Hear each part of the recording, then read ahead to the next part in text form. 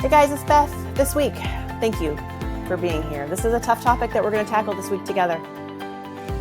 Sexual sin, infidelity, hiding behind a mask. And what I want to say to you all is, as I continue to read about this story with Neil, I didn't believe that the words I was reading about his story applied to him as a human. Neil is a true testimony of transformation, of what happens when you say to God, help me. I don't know that I've ever believed in you, but I need you now. This is a story of how God brings people in this case, Neil's wife, Amy, to demonstrate the compassion of Jesus, to demonstrate the unrelenting love and pursuit of forgiveness that Jesus has for each of us. I can't even do this intro justice, you guys. I just am very grateful that you're here to hear Neil's story, this very important message of becoming unmasked. Neil again wrote this new book called Unmasked, Conquering Sexual Sin and Walking in Victory. Neil today will tell you that he does walk in victory after a very, very long road. So you guys, please do me the honor of welcoming Neil Getzlow to the show.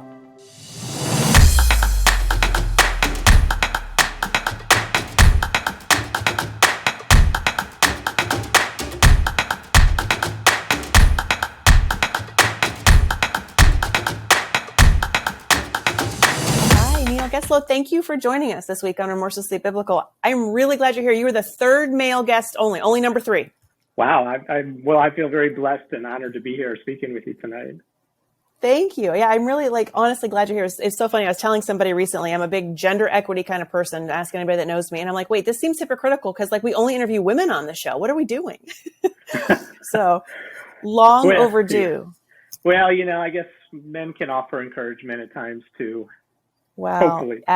Absolutely. And along those lines, you have an incredible journey to share with us tonight. And so before we dive into that, one of the things that I always share with our viewers and listeners is how the person who's here with us, how he or she and I met, because big believer in God's providence. There are sometimes people on the show that I've known for 40 years that have just a ton of dirt and history on me. And oh, remember when you were in 5th grade and you were mean? I'm like, you're getting off the show. But there are also people that just come into our lives having no former knowledge, no former relationship, and just kind of appear seemingly out of nowhere based on another relationship. And now at this point in my life, I recognize that's all God's doing. So how did you and I meet, Neil? Well, actually, so I met someone who was helping me sort of share my testimony with others. And she thrives on connecting people through relationships. And Julie was able to connect us. Yes. Mutual acquaintance. Otherwise, I never would have even been able to find you. Right. To know that you were out here and had a platform. So you're right. I agree with you. It's God's hand. Throughout my journey over the past 18 months, God's hand has been, which I never saw before, but He's been guiding every step of the way. Not only in my actions and how my people around me have reacted, but just strangers coming in and pushing us together. Yeah. So thank you for sharing that. Yeah. Julie from Convergent Promotion. Yeah. She's awesome. I think she recognizes in people Yeah. that she meets right away. I know somebody who would really be valuable in hearing this person's story and then sharing it to the people that he or she, is in contact with. And that's really how we got connected. So here's what I'll say to the folks that are watching. I was shocked by Neil's story. I meet Neil because Julie introduces us and I'm like, great, good guy and cool. And we got along conversationally. Again, having not known his journey, his testimonies as he spoke about. And then he sent me his chapter 1 of his book that we're going to get into in a little bit. And I read it and I immediately went, just like all of us, we don't know each other's journeys. We don't know what people have gone through. We don't know their hurts, their past, their overcoming stories. We don't know this until we're in relationship with somebody. So Neil, you have an incredible testimony and it's a very important one. And I think I shared with you earlier that I know it's very prevalent. And in what you went through, I first just want to acknowledge your bravery and our appreciation for you showing up in the world and sharing it with us. So it's important. Thank you. Well, no, and thank you for giving me this opportunity. And I do feel very blessed. And God is leading me to. I feel compelled to share my story. It's not the prettiest of stories, and like you said, like anyone walking down the street or in my circle of friends and relationships a couple of years ago, like they never would have known Right. all of the evil that was inside of me. That was just that, and then all the evil that I was bringing into my family. Nobody knew. All they saw was this nice guy, hard worker, seems like a good dad, good family man. You know, Yeah. what I can't believe there's a story there, but Yeah. but there is. Yeah. But there is. And I when I hear you say that, I can just imagine. I'm feeling the pain that you must have had to go through.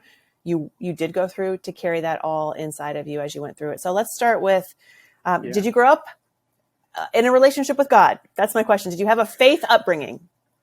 No, zero relationship with God. Although I will say, I grew up in my mom was Jewish, so Jewish on my birth certificate, but really I was only Jewish by culture.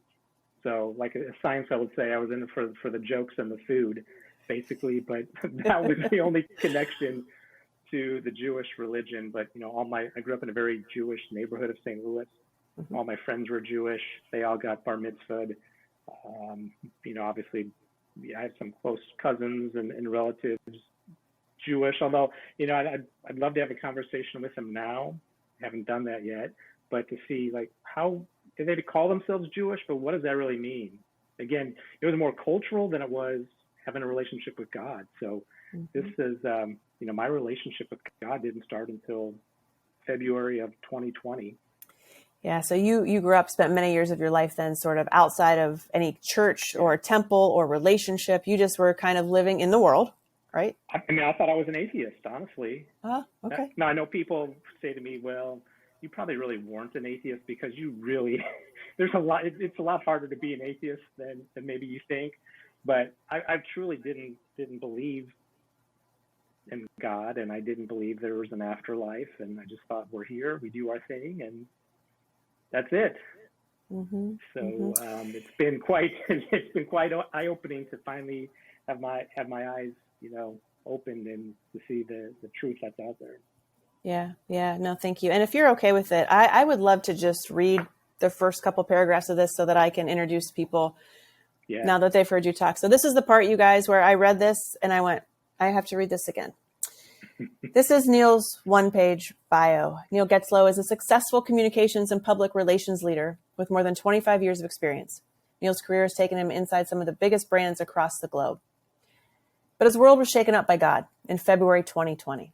Just a few weeks before a pandemic locked down the entire country, he was blackmailed by a prostitute that he had visited in Chicago on a business trip. This set off a wild chain of events in the weeks ahead that ultimately led Neil to unmask all of his sexual sins to God and to his wife, Amy. 1 year after taking off his mask, his old life is gone. I continued to read, and I continued to just take pause. I'm trying to explain, right, on being on the receiving end of this information as I'm reading chapter 1 of your book. Your book is called Unmasked, Conquering Sexual Sin and Walking in Victory. So when readers open this book, they know what it's about, clearly. But I don't even think, Neil, I can do it justice in words. The amount of emotion I felt on both sides, the amount of connectedness to Amy that I felt as a woman, and the amount of pain that I felt not only for her, but for you traversing this in the world. And as you beautifully explained, you're like, you know what? This was an addiction. I had a pornography and infidelity addiction, and I was trying to fill a void. So that's my lead in. I am going to leave this to you, my friend. No big deal, right? But can you just honestly take us through whatever it is that you would like us to know further about this? Well, yeah, I will say that I never would have believed that pornography and sex was an addiction. I just thought that was an excuse that people would use to sort of cover up all their transgressions, but it was just a way to get out of taking any accountability. But to me, that's what this journey has been about, which is, for me, it's been understanding what caused, I had a hole in my heart for most of my life that I could not fill up until I found God. So, I had to go back in time and figure out why that hole was there. And then also, then toward this part of the story, it's about taking accountability. As I kind of rest in the Word and pray to God about the journey that I've been on, the one word that comes top of mind is always accountability. And it's time for men and women too, if whatever your addiction is, whether it's sexual nature, drugs, alcohol, gambling, you've got to take accountability. It's nobody's fault. I mean, I can blame my parents. I can blame Amy. I tried to blame Amy, blame friends, all that. But really, at the end of the day, this was on me to admit my sinful nature, right? And when I was first exposed to pornography at the age of 9, there was a wooded area behind my elementary school called the Playboy Forest, and in that area, scattered all around, were like ripped up bits of Playboy centerfold. It wasn't the full magazine, but it gave you enough images that just, it sucked me in. It grabbed hold of my life at that point in my head, and it didn't let go for 40 years. And so that's where it started. I grew up in the teenager in the early 80s. Was a typical latchkey kid. My parents got divorced. I moved into an apartment with my mom, but she went to work, so I was home alone quite a bit. And on either side of her nightstand, there were 2 stacks of Playboy and Penthouse magazines. And so as a teenager, with nobody home, no friends that were around, like that's how I started to fill up this hole in my heart. And it's interesting, obviously God, everything has to start with God, and I had to ask for his help to get through this. But I also, for those out there that are struggling, like, you also need to talk to a faith-based counselor. And that's what I did. Someone who was a believer, who understood where I was coming from and was able to come at it from that perspective. And the first question he asked me when we started talking was, what is the first thing you remember that you had to learn how to do as a child? It was an interesting question. Had never been asked that before, and thought about it for a second, and like it just instantly came to me. I had to learn how to be alone. And that started this shame cycle for me, was that, I'm alone, nobody loves me, I have this hole in my heart I need to fill. I fill it with pornography, I feel guilty about it, this is the reason nobody loves me, and then the cycle just goes on and on and on. And ultimately, as you said, it led me to a hotel room in February 2020 on a business trip in Chicago, where I set up an appointment with a prostitute. And at the end of the appointment, as I'm getting ready to leave, a gentleman walks out of the other room, looked like an offensive lineman from the Chicago Bears, dressed in drag, comes out holding his cell phone, shows me, and says, you need to pay us more money or we're going to contact your wife, Amy. And so, my first reaction was, I'm not going to die in a hotel room. I got to do whatever it takes to get out. $900 later, I get out of the room. I go on with my day. Nope, I'm able to just bottle it up. Nobody knows that I've just been blackmailed by a prostitute. Make it home to Kansas City. And then 3 days later, Sunday, March 1st, 2020, about 9:30 p.m., I'm working in my office, and suddenly my phone starts blowing up, and it's text messages from this couple, and they say, you have 15 minutes to pay us more money or we're going to call Amy. And again, they sent a picture of her contact information to me. Well, I'm thinking, there's no way they're gonna call. Why would they call? Because once they did, there'd be no more money from me.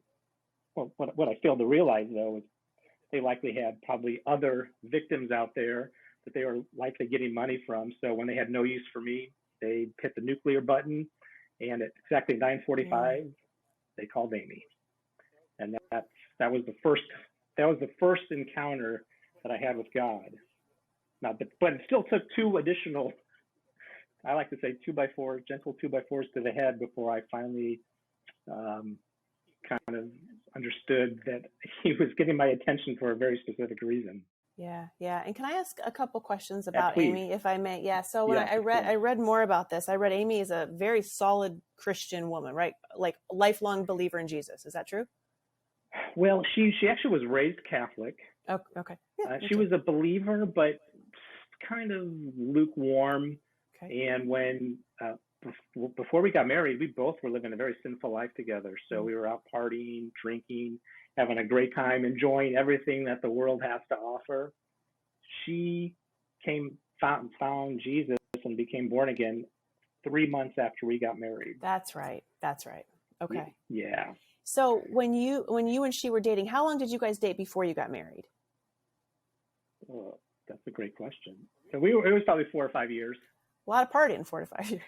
I'm kidding. 4 years. Yeah. 4 years. 4 years. When I was going to say 4 years. And were you? It's a direct question. Were you cheating on Amy in those 4 years? No. Okay. No. And so I had so this addiction kind of pornography kind of ebbs and flows. And I've been married previously. It happened during that marriage. It ultimately led to infidelity that ended that marriage. But then at that point, then it kind of went away. It's interesting when Amy told me that she was born again, like as an atheist, or again, considered myself an atheist. I was blown away. Like, what have you just done to our marriage? Oh. And it almost, in a way, it started that shame cycle back up, because I just thought, all right, she loves Jesus more than she loves me. I'm not worthy to be loved. On and on. And I blamed her for the reason why I turned to porn and ultimately infidelity. And again, that's when I talk about accountability. I mean, that is so messed up now when I look back and think about it. It's not her fault. It's the accountability is inside my heart. It's inside me. And that's been it's as I look back on all the evil that I brought, that is one of the harsher realities that I persecuted Amy because of her beliefs. Yeah. And do you think that came from just a place of fear? Like it triggered some sense of loneliness. Like when you said when that counselor asked you, what's the first memory you have? And it was like, I had to learn how to be alone. And for somebody who didn't really know Jesus, and now your wife is saying, I am born again. I love Jesus. You perhaps maybe were triggered to feel like I'm alone again. Like if she's not with me because her love is going elsewhere, where does that leave me? Right? Yeah, absolutely. That's exactly what I was thinking. I didn't understand. And she changed. She became a very Christian, godly woman, and so your life changes, as I now can attest. Yes. And I would go out with friends, and I would say, I think Amy's gone crazy, and now those friends have said the same thing to me, by their actions, like, Neil has lost it. No, I actually have found it. Yeah. That's like the best testimony, I think, by our actions, right? It's like preach the gospel and when necessary, use words. I went back to my 20th year reunion, high school reunion, maybe 10 years ago now. And somebody goes, good to see you. We hear you're a Jesus freak these days, because they knew me when I was 15 and I was not at all like that. And change is the best, truest testimony, right? And Jesus doesn't give up on us. Like he just continues. God pursues us until he's like, look, I'm not giving up on you. You may not know me today, but at some point you will seek, knock, here I am, right? My question, I guess, at this point, Neil, is when you were dating Amy, you were married before, as you attested, and that marriage ended because of infidelity. Did you tell Amy that you had been unfaithful in your first marriage? No, I didn't. Not like a conversation starter? No. I look back there. I feel so bad, but I sold her a bill of goods. Right? Again, I had this mask on, and I do remember on one of the questions she asked on our first date was, "Do you watch sports? Are you a big sports fan?" And my answer was, I watch it. I watch it sometimes, but I'm not a huge fan, which is a complete and total lie, because that was as I kind of articulated in my book, like sports was another just it turned into idolatry for me. And I was worshiping my sports teams and my sports heroes more than, and obviously I had more than worshiping God at all at the time, but I had my priorities so messed up. Yeah. So that's how that was what I was basing my identity on, was how good my sports team was, how good my job was, how much money I was making, how big my house was. That was my identity up until last year, and then I became a child of God, and everything changed. Yeah. And do you feel like I do that what you just described is so rampant in our society, right? I mean, I know so many people in my immediate life, my extended life, my acquaintances, I know a lot of people who put so much value on that, the worldly, right? What do people see when they see me? Do they see the perfect social media picture? Do they see my status, my title? What are we so afraid of to put down the mask? Is it that if somebody sees who we really are, we won't be valued and loved? Yeah, I think for me, I certainly put all my worthiness on what other people thought of me. And now that pendulum has swung completely the opposite, where now I think, like, find it hard to care about anything going on in the world, which is probably not a good idea either. But you know what I mean? Like yes. I still watch sports, but it is truly just entertainment. It is not a life or death event for me. I don't need to escape to the bars and drink and do shots. It's just because that's how people identified me, with the fun-loving Neil. But like, I just have and it's so hard to explain, because I truly had no idea this was coming my way. And if you ask the Neil of 2 years ago what the Neil of today looks like, he would be stunned. Like, how does this transformation happen in such a short amount of time? And it's still, that's why I have to feel compelled to share my testimony, because if it can happen to someone like me, maybe I wasn't in the top 10 of sinners, but I had to be in like the top 1,000. If it could happen to me, it can absolutely happen to anybody in this world. Yeah, I think that's what we all think. We hide behind that shame and that narrative in our head that we are the worst possible sinner that God has ever known. And he's like, give me a break. He's like, this is not new to me, kids. This is not new to me, kids, is what God's thinking.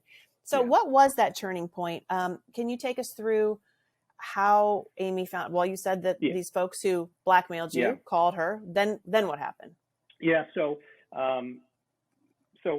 I told Amy that was the first time that anything ever like that happened before. So, she begrudgingly accepted that. We tried to move on. And about 6 weeks later, and I should also say, at that time, then the pandemic hit.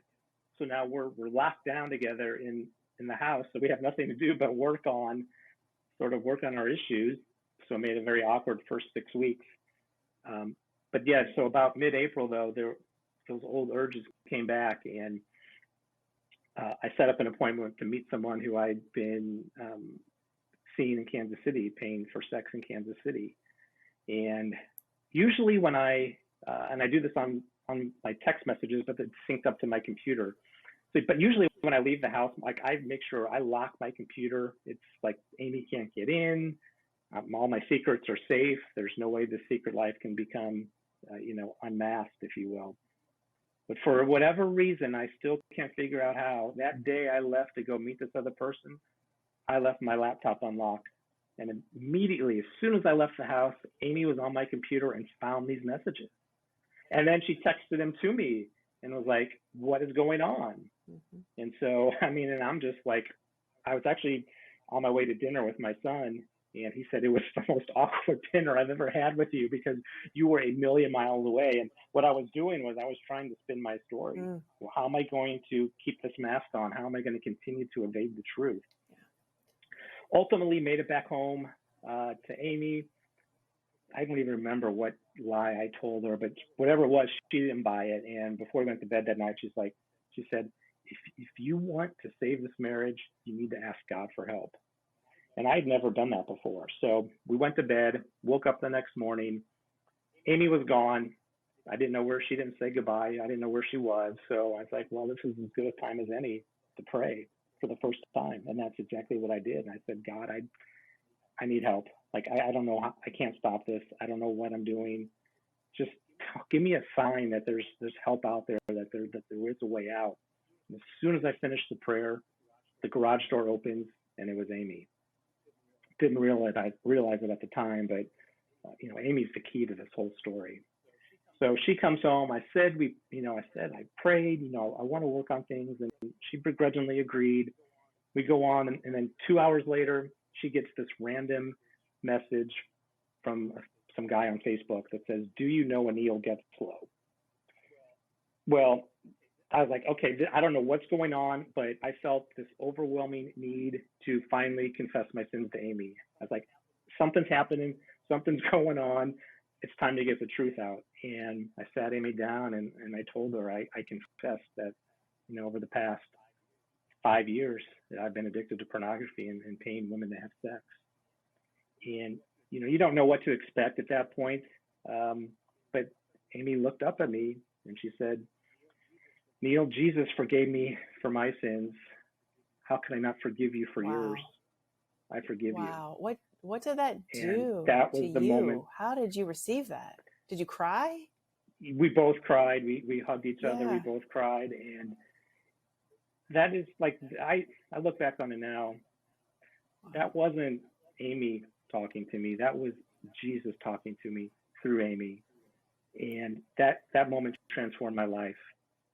I have not looked at pornography once since that day. I have not been tempted to, to go out and do any of the other activities that I once did. They all vanished. And I feel, I'm incredibly lucky that God blessed that on me. I know so many others that struggle with it. But that's why, thing that I tell people now is you've just got to pray about it and ask God for help, because that's what Amy did for 8 years. 8 years she prayed for my soul, asking for me to be saved. And I know at times she must have wanted to give up and just be like, shake, throw up her hands like, I can't do this anymore. Like he doesn't get it. But her patience and her prayers, they were answered. Yeah. And it probably, I imagine, in listening to this story, you needed continual validation, confirmation. You needed to know that you were seen for who you are and that you were not alone and that she truly loves you for you in spite of all of this. And it's almost, I can't even imagine the level of you thinking, I don't deserve this. I don't deserve this woman's love, right? Because you had to have some sort of life, like just self-incrimination, just like self-hatred almost, right? Like, did you feel that way? Well, you do, because there are times even now, like that I just sit back and think, how could I have done, who is that person? Who was that person? Yeah. How could I have done that? How could I bring this amount of evil into my marriage, to my family, to my friends? It was,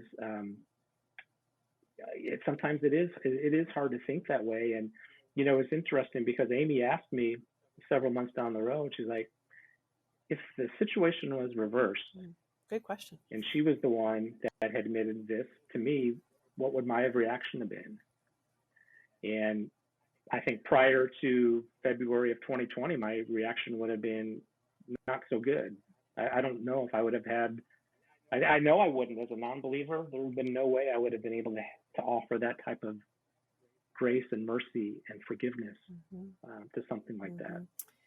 I think that only comes with a believer in Jesus. Yeah. And I love the part where you say, that when she said those, she looked up at you after you said, I've been doing this for 5 years, however long it was, not just a one-time occurrence. Yeah. And I want to actually go back to that. When you said that when you were sort of found out the first time and somebody called her, this couple from the Chicago hotel called her.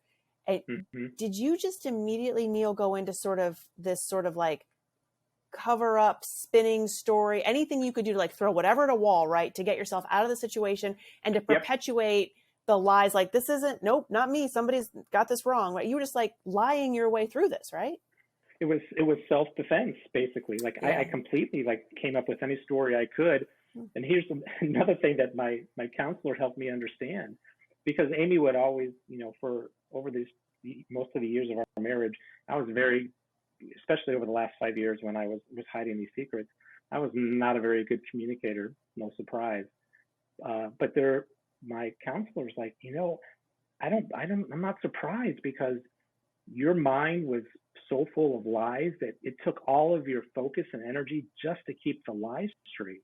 You didn't have time to think about anything else. You didn't have time to carry on a truly meaningful conversation with Amy or with my kids or my friends or family. It was all surface level because that's all I could absorb. Mm-hmm. Mm-hmm. And it's so right. Like it's just, and so now I will say our marriage is a complete 180. Like we put God at the center of our relationship, and it's changed everything. And if there are people out there that are struggling, the marriages that are struggling, put God back in the center of your relationship, pray together. And I'm not saying it's going to be perfect, and it hasn't been, and there are bumps, lots of bumps along the way, ups and downs. But there's just something when you're able to pray together and worship God together. I know it's hard to explain, but it's just it just brought us together in ways that I never would have thought I would ever experience in a relationship. Right.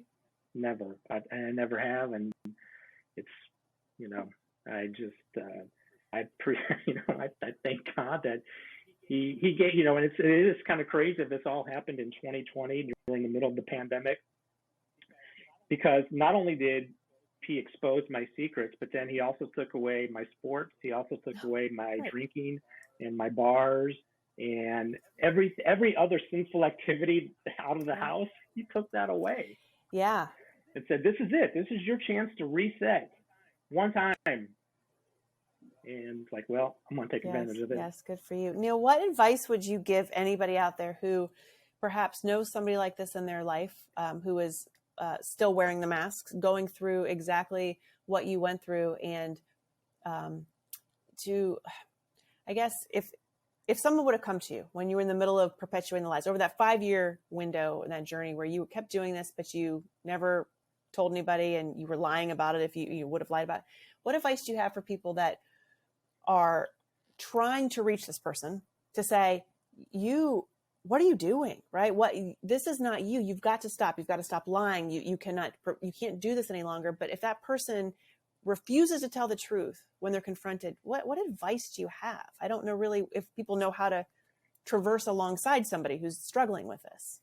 Well, and certainly in the case of Christians and believers, certainly I think we have a responsibility to let people know when they're falling short of God's glory. And I think it starts with trying to have a one-on-one conversation with someone. But if they're not receptive, then, how do you bring in others to have this conversation with someone? And also I think too, if you're talking about, a spouse and a husband and a wife, that was one of you've got to build in some accountability in that relationship.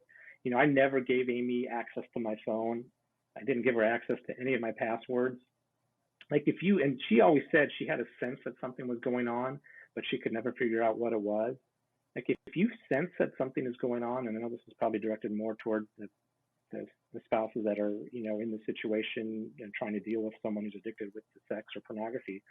Like if you think that someone's involved with this, like you've got to call them out on it, and you've got to get access to their phones, and you'll know right away what your answer is, right? Like because if Amy would have done that to me 3 or 4 years ago, I would have probably immediately ran to the bathroom and flushed my phone down the toilet before, accidentally drop it into the toilet before any of that information would have gotten out. So you'll know right away, but you just got to be prepared though for what happens when you find out the truth. Mm-hmm.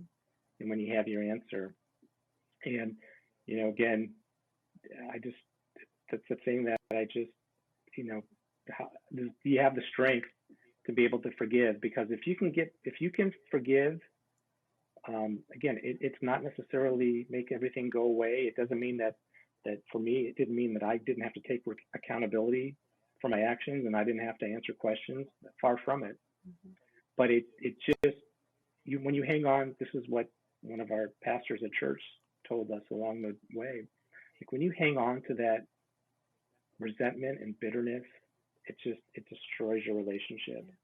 But when, Amy forgiving me was, from Amy's point of view, it was more, I think mentally, it was almost, it was big for her because she could let go. Yeah, when we forgive. She didn't have to carry it. Absolutely. When we forgive, it's for us. Yes. Yeah. And wasn't for right. me. And it's so, because with whatever wrong has come at us, especially in relationships, we want to just hang on to that anger and that grief. And we do not want to forgive, because it's interesting, because the second that we do offer forgiveness, like Jesus forgives us and calls us to do, then it's almost like in some situations, that's the only thing that exists between those two people is that situation.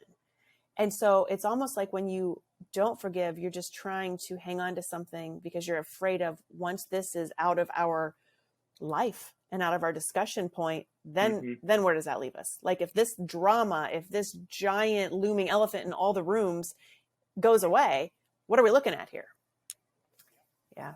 Yeah. Because you have to rebuild. Yeah. You've got to rebuild it. And with that comes, you have to unmask, and you've got to show up vulnerably, and you have to be transparent, and you have to be like, look, I don't know who I am, and perhaps I never did, but I want to rebuild this with you going forward. And I'm so, I don't know, Amy, but I'm so happy that you two are like working through this, because the strength that she has had to exude, and praise God, right? Because had she not been born again and you guys, this would have happened, there's no way, I don't think you'd still be together. None. No, I don't think we would have been together. And I'm pretty confident that my addictions were leading me down darker and darker paths, where ultimately something sinister would have happened to me.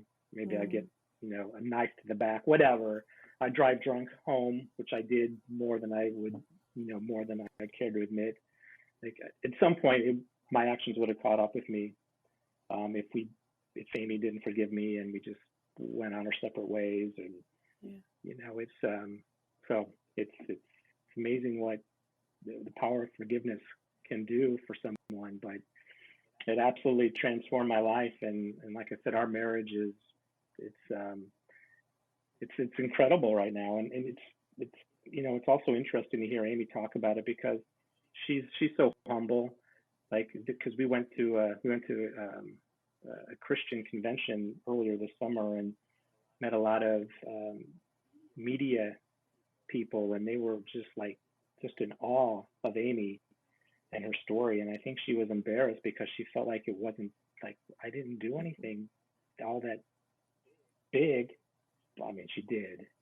So, and like she's just, I mean, I'm just incredibly proud of her.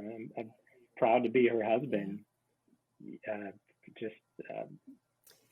Because she sounds like an amazing woman. Awesome. Yeah. So do you, going forward, from an accountability perspective, is it just Amy that you lean on? Or, I mean, I imagine, like, when you equate this to alcoholism, and people are in AA for life. So what do you put in place for this to ensure that going forward, this doesn't sort of ebb and flow again back into your life?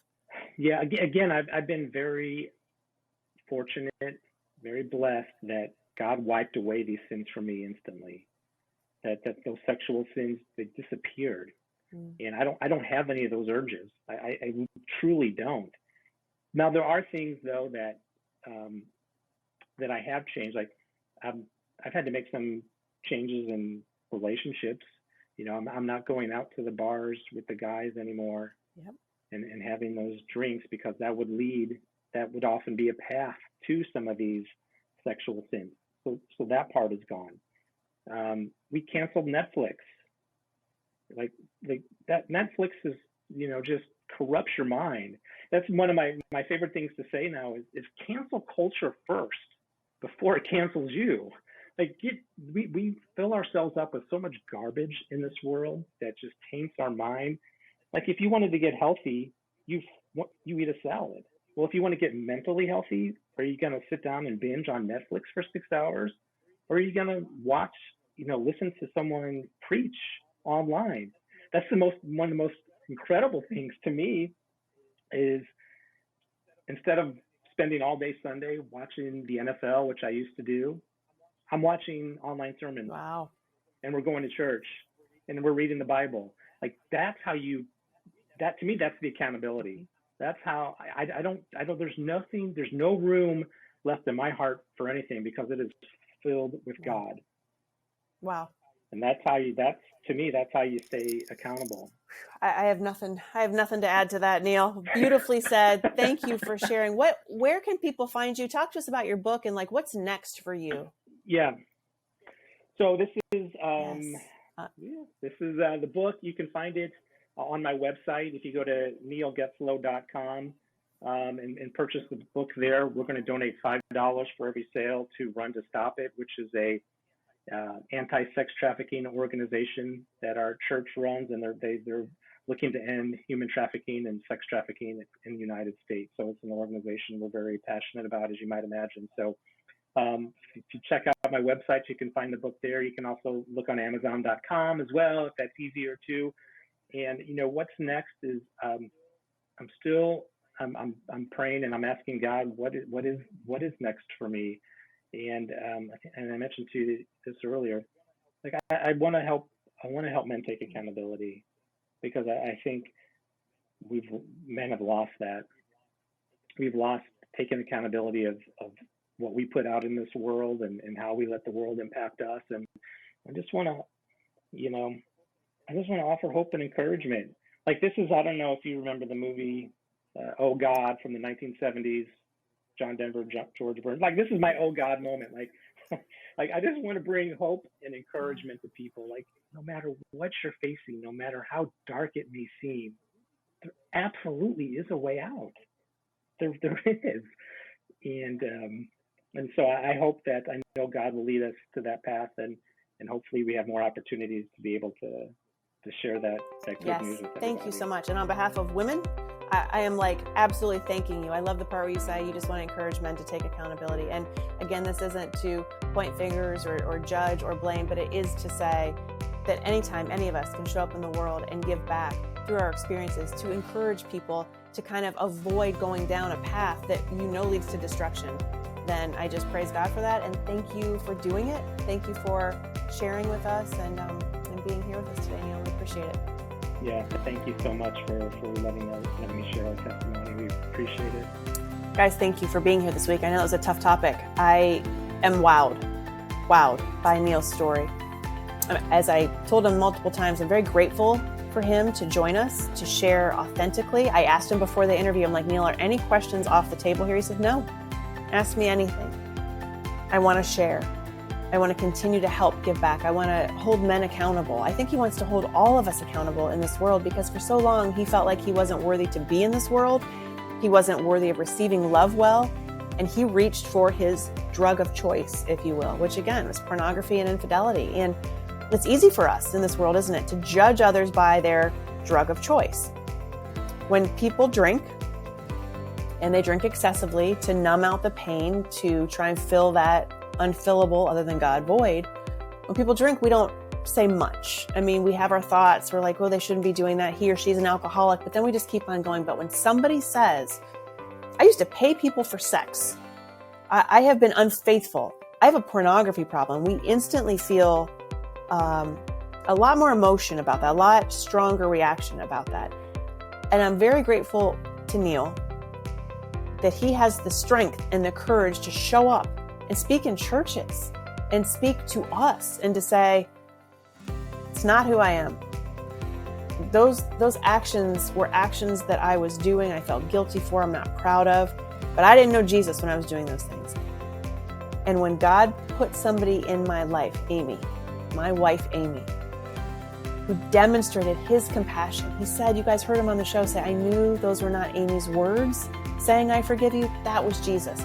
That's all Neil needed. He says he has no more desire to live life like that. It's almost as if that was a completely different person, a completely foreign concept to him and the man that he is today. So we thank Jesus for him. We thank you for being here. As always, you guys continue to be remorseless on your journeys as Neil is doing. He's living without guilt in spite of wrongdoing because he knows he's been forgiven.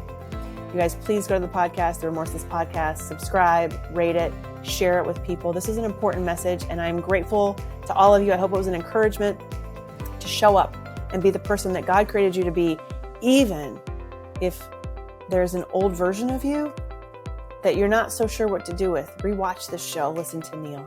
All right, you guys, thank you for being here, and I will see you next week. Peace.